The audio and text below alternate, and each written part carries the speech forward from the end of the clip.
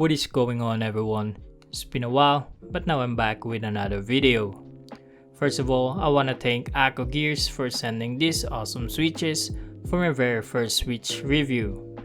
I really appreciate it, and it does me a lot to continue pursuing this hobby. So, you've probably seen these switches for a couple of months now, and they are all well received by the keyboard community. We got the linear Matcha Green, Rose Red, and lastly a tactile switch, Ocean Blue. So we got here first the Akko Matcha Green, which is a linear switch with a 50 gram spring weight. The packaging is really beautiful, the attention to details is really on another level. The box features the brand name with a logo and the Mandarin translation for the switch name. On the back, you can see several statistic infos of the switch along with a graph that shows you how the switch works, so feel free to pause and look at it. Slide the package sleeve to get this elegant looking box with the shiny trademark Akko logo. When you open it, the switch is sat on a transparent plastic tray container. So first impression with this one is that it's not as clunky compared to the other two switches that we have here. The spring weight is just on the right side and there's minimal spring noise and scratchiness noticeable. Still a nice switch, but kinda average on my opinion. Next one here is Akko CS Rose Red, a light version of Matcha Green with a 43 gram spring weight linear switch. So this one's for me is much enjoyable to type with its very clacky sound and really soft typing feeling. Might be too soft for other, but I like this better than the Matcha Green. There's still noticeable scratchiness and a little bit of spring noise. So for the last one, we got the tactile Ocean Blue. This one might be the best out of the three switches. It is very clunky and very talky switch.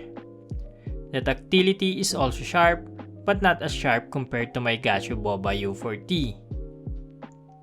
This might be scratchier than the other two, but that can be fixed with proper lubing. Well, I really like this, especially when lubed. That's it for the unboxing.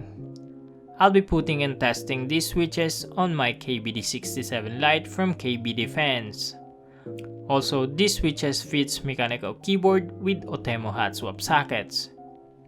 And by the way, I put Akko Gears PH Shopee store link in the description below in case you are interested on some of their products. So let's go back to the switches. I lubed the linears with Krytox 205 grade 0 and Trybosys 3203 for the tactile, while I bag lubed the springs with Krytox 105 oil. I can say that these switches really handled well when lubed. Bottoming out is really nice with these switches due to the progressive springs. Hands on to Akko for bringing a progressive springs on a budget-friendly switches. At the end of the day, I still prefer Rose Red in terms of typing feeling and the clacky sound compared to Matcha Green. The Matcha Green sounds kinda muted for me, but it is still a great switch if you're looking for a well-balanced switch in terms of weight and sound. Lastly, for the Ocean Blue, this one's kinda my favorite. The nice THOCKS and the nice tactile feedbacks really helps you enjoy the typing more. It has that short but sharp tactile bump that is totally satisfying for me. The only downside of these switches is that it is only made with 3 pins. If you use this on a plateless keyboard, there might be a chance that they easily fall off. Other than that, these are great switches and it's definitely worth to try out. So I recommend to get at least 2 packs so that you can build this up to a TKL layout.